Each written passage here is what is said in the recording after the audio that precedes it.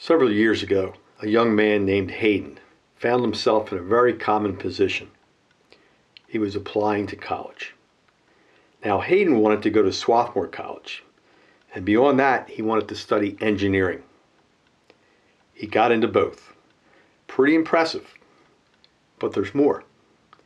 He received the McCabe Scholarship, the most valuable and prestigious that Swarthmore offers. Oh, and there's one more thing. Hayden is completely blind. He has not only succeeded, but several years later, he is at the top of his engineering class.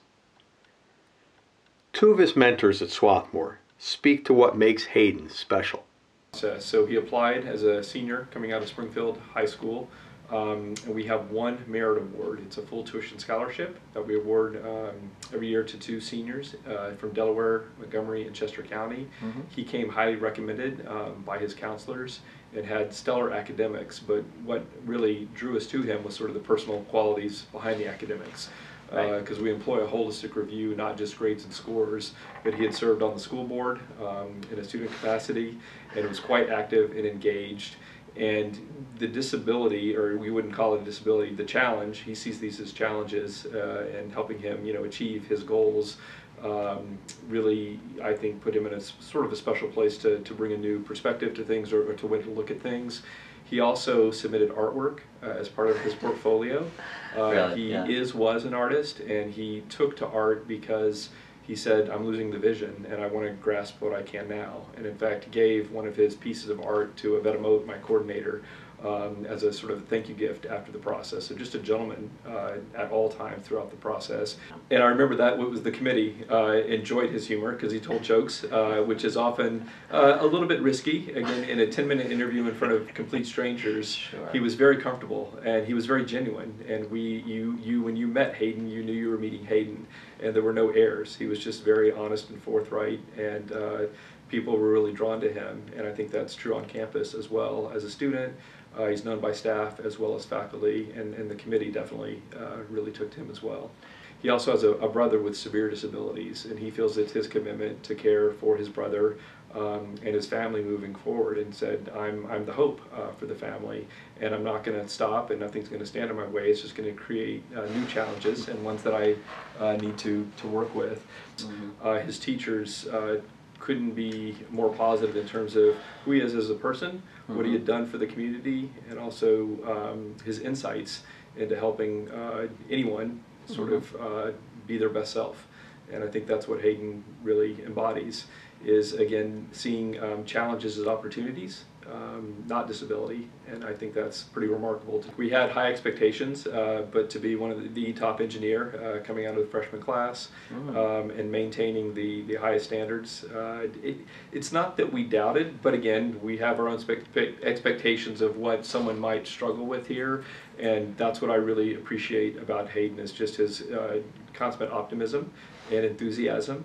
And again, these are challenges, not obstacles to face, and it's just part of dealing with life and moving forward. And I appreciate, again, his honesty, his forthrightness, and we couldn't be more proud of what he's accomplished and what he will accomplish once he leaves Swarthmore. Sure. It all began, I often teach the intro freshman course, so the first course people have, and the department chair at the time told me almost 24 hours before the first class, oh, by the way, one of our new students who's coming in, freshman, is blind.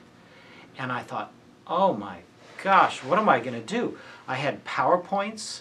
The course was built around my describing things shown on projected on a screen, and things I'd write on a chalkboard. And then the project was a robotics project where the students would design and build robots that crawled around on the floor and that interacted. And in fact, we got them to play tag. So we began our relationship with my meeting with him and trying to explain to him things that he obviously couldn't see. But it was evident right from the beginning that he had an amazingly good memory. And it may also be the fact that he was once sighted, that he could picture in his mind the kinds of things I was talking about. So if I say, imagine a triangle with another triangle inscribed inside it and blah, blah, blah, and I could describe things, and it was easy for me to do that. It meant that I had to verbalize a lot more, and we started realizing that there were tools that we would need to develop.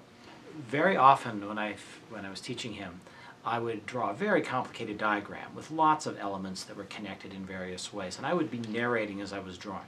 So I'd say, so there are 6 pipes that are lying on top of each other, and pipe A is resting on pipe B on one end and pipe C on another end, and pipe D is over here, and I'd go and draw this diagram on the board. And Hayden's hand would go up. I'd say, yes, Hayden. And he'd say, was pipe E resting on pipe C or pipe B? And I'd look at the board and I'd say, pipe B, and he'd say, okay, got it. And it was clear that in his head he had the whole complicated diagram, and that the question he asked was, he only asked it because it was ambiguous the way I had said it. And that once he understood it, he could move forward with it. So it shows that he has an uncommon intellect and an uncommon ability to hold complicated information in his brain. And that is a big advantage for him, given that he can't see it. Everyone else just looks at the board to see, oh yes, I see where pipe D is.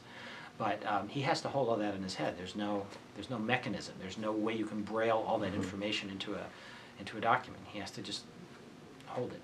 Hayden is not interested, or he's told me that his primary interest is not in developing accessibility technologies for blind people, but rather to be an environmental engineer and to try to solve problems that deal with humans' interaction with the environment. So for instance, Hayden is very concerned about global warming, global climate change. He would like to make progress in solving that problem, and that is more important to him, he tells me, than these accessibility issues.